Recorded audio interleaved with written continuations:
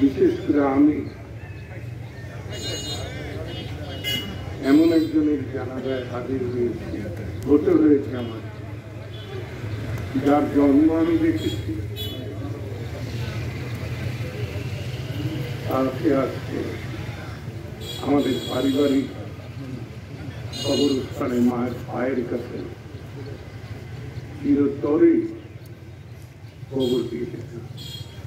তিনি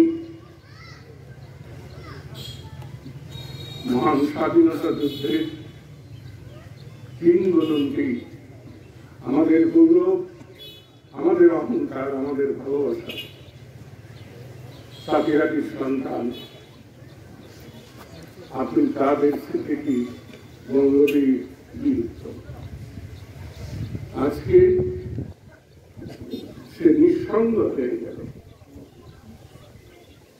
আমি আল্লাহর কাছে ফরিয়াদ করব তাকে এবং তার সন্তানদের, তার 3টি সন্তান, দীপ, কুড়ি, খুশি, তাদের অন্তরে শান্তি দিন আল্লাহ।